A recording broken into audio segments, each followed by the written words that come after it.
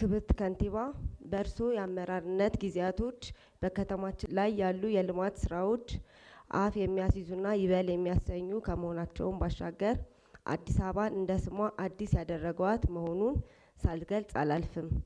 እንዲሁም በከተማችን የተለመደውን የስራ ሰዓት አጠቃቀምና የስራ ባህል የቀየረ ማህበረሰቡንም ያነቃቃ ለብዙዎች የስራ እድል የፈጠረ ሊበረታታና ሊመሰገን የሚገባ መሆኑን መግለጽ እወዳለሁ።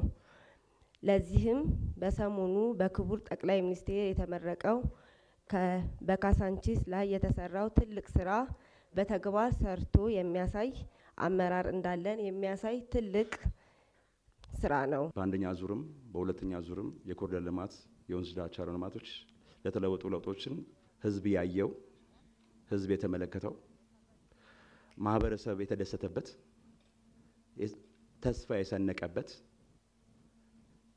በተለይ ደግሞ አራተኛ የመንግስት አካል ነው ሚዲያው በደንብ አድርጎ ያየው በአይን የሚታየ ይሄ ደግሞ ዝም ብሎ ከመሬት ተነስቶ የመጣ ሳይሆን 724 አመራሩ ገብቶበት ከመሰጠትና ከመስራት የመጣ ነውና የስራ አባላችን እንዲቀየር አድርጓል። ይሄ ደግሞ ይበል የሚያስብል ነው። ካሳንቺስ ደግሞ የተለየ ነው። ሌሎች በወንዝ ዳርቻ መናቸው የተለየ ነው። የተሰቀለው መመለስ አይቻልም። ብንመለስ እንኳን ህዝቡ ዝም ስለማይል ከዚህ በኋላ ጠንክረን መስራት አለብን። ከኮሪደር ልማት ጋር ከሰው ተኮር ስራዎች ጋር የተነሱ ስራዎችና ምስጋናዎች የኔም መሆናቸውን እጅግ በጣም ቴንኪው ማለት ፈልጋለሁ። ማህበረሰቡን በዚህ ደረጃ የኮሪደር ልማቱንም ከሰው ተኮር ስራዎች ጋር የሚሰሩ ስራዎችን በጥልቅ ያመሰገነ መሆኑን መግለጽ ፈልጋለሁ። እነዚህ ብቻ በእኛም ብቻ ሳይሆን እንደ ሀገርም በዓለም አቀፍ ደረጃም ከፍተኛ ትኩረትና አድናቆትን ያተረፍንበት ስራዎች ናቸው።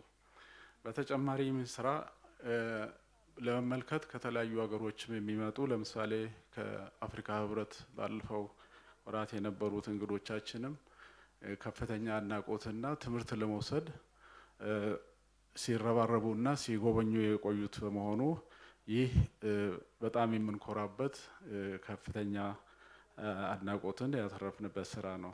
ይህንን ለከተማ መስተዳደሩም ለአመራሩም እዚህ ላይ ለተሳተፉት ሁሉ ምስጋናችንን ማቅረብ ፈልጋለሁ።